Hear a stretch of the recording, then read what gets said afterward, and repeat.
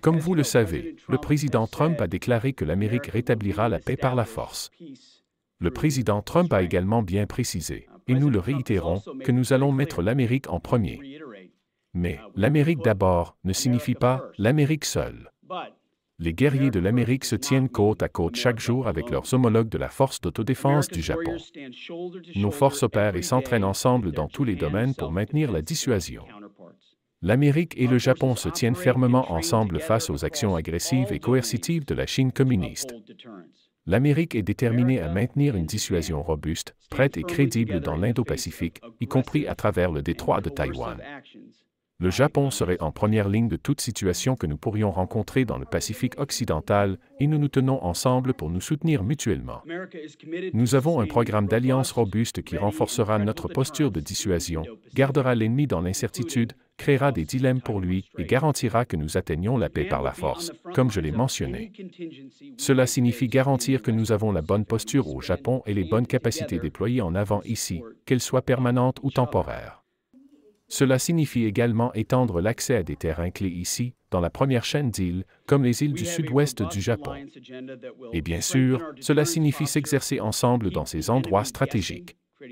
Et sur ce, je tiens à annoncer que le département de la Défense a commencé la phase 1 de la mise à niveau des forces américaines au Japon vers un quartier général de forces communes.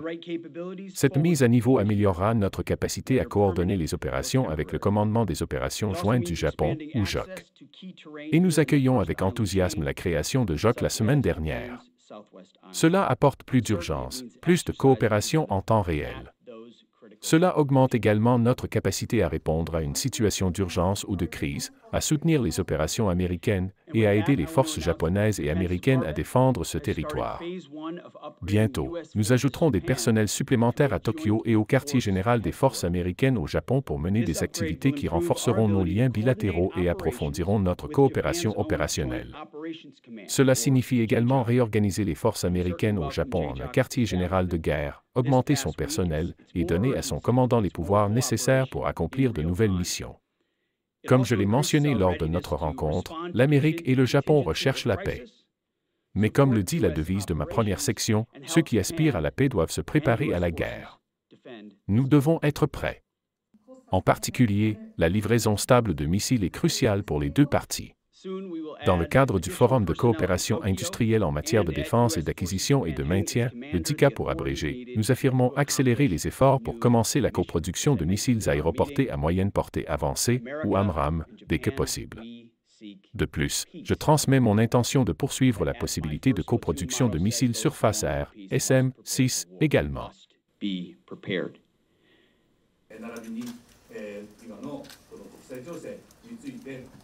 特にミサイルの安定供給には双方にとって重要であり、日米の防衛産業の協力取得、維持、整備、定期協議、ダイキャスの枠組みの下に、空対空ミサイルアムラーブの共同生産の早期開始に向けて取り組みを加速するということで一致をいたしました。また、私から SM6 対空ミサイルについても共同生産の可能性を追求をしたところであります。報道関係の皆様におかれましては、両閣僚が退場されるまでそのままお待ちください。